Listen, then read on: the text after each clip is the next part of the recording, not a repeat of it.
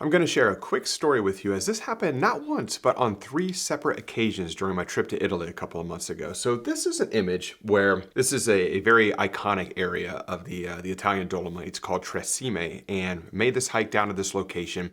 And I was hiking to this location for this reflection shot. There was water everywhere, but the water level wasn't quite what we were hoping for. It was a little bit lower. The light wasn't exactly right. I got a video of kind of behind the scenes video here I'll show on the screen as well to kind of help tell this story. But we get to the location, the light's kind of flat, the water level's a little low. As you can see in the photograph, you can see a lot of the bottom area of this puddle. And it just kind of created a busy, kind of muddy looking image. It wasn't exactly what we were looking for. So the water level wasn't what we wanted. The light wasn't what we were wanted. There was some nice atmosphere kind of moving about the peaks of Tresime at the top.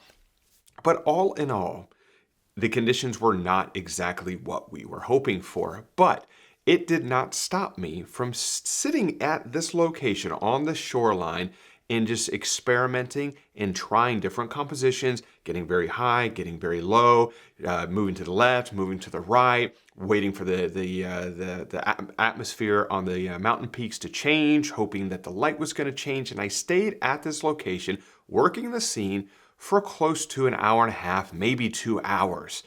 And where I'm getting at with all this is, after I spent a lot of time working this scene, a lot of time just trying to figure out how to make this work. Ended up packing things up and started to make the walk back. It's about maybe an hour, maybe a little bit, hour and a half walk back to the car park area.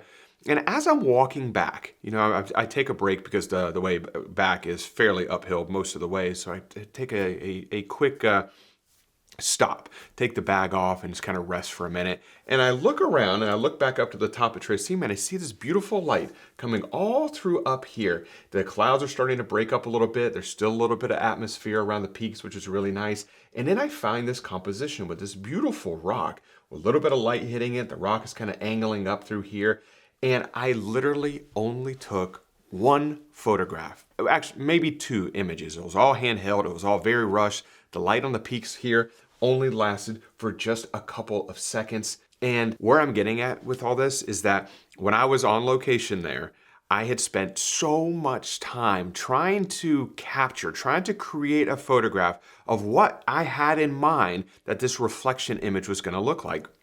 And when the conditions didn't quite present itself that way, it didn't stop me from being so focused, so locked in to just do anything in my power to try and make it work. And then when I gave up and I started hiking back, I spent literally seconds, 5 to 10 seconds. I spent more time getting my camera out of the bag than to capture this image. And this image here is not only the best image from that location, but it's one of my favorite images of the 2 weeks that I spent in the Italian Dolomites. I told you this did not happen once, but 3 different occasions. On this particular image, this is another one of my favorite images, not only from this day, but also from the entire trip. It was, I got to this location in the evening, maybe about 45 minutes before the sun sets. It's raining, the clouds are super socked in. It's a very miserable scenario. It's cold. The participants of the workshop were cold. The vibe was kind of low. And as you know, we're starting to kind of pack things up a little bit. I actually wasn't even photographing at that time, or even any moment in this sunset period, just kind of walking around, working with the other participants, just trying to help them to figure out, how do you make something out of nothing when the conditions don't seem to be that fantastic. And then as we were kind of packing things up, I saw this scene here and that with the bridge and this beautiful area in the foreground, how all of these, I'm not sure what kind of grass this is, but all the grass is kind of laying over. There's a little bit of puddle between each of these. They're all angled towards the mountains and then the bridge, and captured one single photograph handheld of this scene. And then it happened once again in this location here. Once again, I didn't even have my camera out, no tripod set up or anything like that. The conditions didn't look like that great. And then as the light started to pop off, I quickly pulled the camera out, snapped one quick photo. I was not even in the location that I was hoping to be when I was going to set up this composition. I was actually on the far other side of this area. But the whole point in all this, and it's one of the things that I want to work on going into 2025, is to not get so locked into this preconceived notion. It's probably been one of my biggest struggles in photography, is that when I am traveling to a location, even if I have never been to the location before, I've never been to Tresemme, the very first story I told you, I've never been to that location, but I had it locked in my mind of what I wanted to create.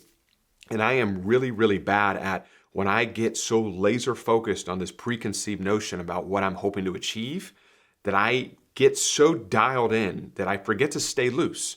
And I get so just focused, laser focused on one particular thing, as opposed to just turning around or exploring a little bit and trying to find something that might be working a little bit better than the scene that I'm trying to create, if that makes sense. So it's one of the number one things that I'm trying to focus on in 2025 is to not get so locked in. Always stay loose. And like I mentioned, it's probably been one of my biggest struggles throughout my entire photographic career, is just being so dialed into one specific mindset. And when that doesn't present itself, when the conditions aren't conducive to create what I have built up in my mind, I have a hard time getting away from that. And I just spend so much time trying to create that. So one of my biggest objectives of 2025 is to don't get so locked in on the preconceived notion. And remember to stay loose, stay fluid when you're out there. At the end of the day, when you're out there photographing, the available options to photograph something beautiful is 360. You can literally rotate anywhere and find something or something different to point your camera at. So not getting locked in and staying loose. The next thing, and this is my other biggest struggle, is just stepping out of the box. When I was in Colorado for 2 weeks this year, I captured, and I'm sure if you're familiar with any of my work, I capture a lot of times the more grand to mid-size scene, but I don't capture a lot of things that might look a little bit more abstract or something to this effect. Not that this is super abstract, but when you look at it, immediately you're not 100% certain what you're looking at, but within about 1 second you can say, okay, I can tell what that is. But this is a little bit different than what I normally capture. And I'm going to really try and step out of the box. I think it's one of the best things about photography is that there are so many different avenues to take your photography down. Whether you're doing only grand landscapes, or maybe you can do telephoto or macro or intimate scenes or aerial photography or black and white or intentional camera movement. I mean, and I'm missing about another probably 20 or 30 other types of photography that you can do, but the sky is, or the possibilities are endless. I mean, there's so many ways that you can step out of your box, and it's something that I have struggled with for years. I go through phases where I'm very good at stepping out of my box, and then I'll find out that I just spent the last 6 months doing what I always used to do. So really trying to step out of my box is something that I'm going to really focus on in 2025 and try and capture scenes like this or scenes like this. I found a lot of beauty in the San Juan Mountains of Colorado a couple days after peak fall color. It was not a storm, but it was a couple more blustery nights that blew a lot of the leaves off. And it was left, scenes like this were present everywhere. And I really like the kind of juxtaposition of these leaves against the, quote unquote, dead trees. And I really like that. And these are just two examples of me stepping out of my box. I've never even shared either of those photographs. I haven't even completely post-processed them, but I really do enjoy them. And they're completely different from what I normally capture. So focusing on not getting so locked in and remembering to stay loose, stay fluid when you're on location, and be very cognizant if you are going to a location with this preconceived notion of what you're trying to create, because a lot of times that can stifle your creativity, and just stepping out of your box and just experimenting and trying to broaden your overall photographic skill set is definitely very, very important. So those are the two main things that I'm going to work on in 2025. I wanted to share this video with you all today in case that it might be something that maybe you want to try as well, or maybe it'll spark a creative idea of something that you might want to focus on as well. I probably should have kicked this off in the beginning, but Happy New Year. I think, this video is going live on New Year's Day. So wherever you are in the world, I hope you are having a wonderful New Year, a happy holiday season, a Merry Christmas.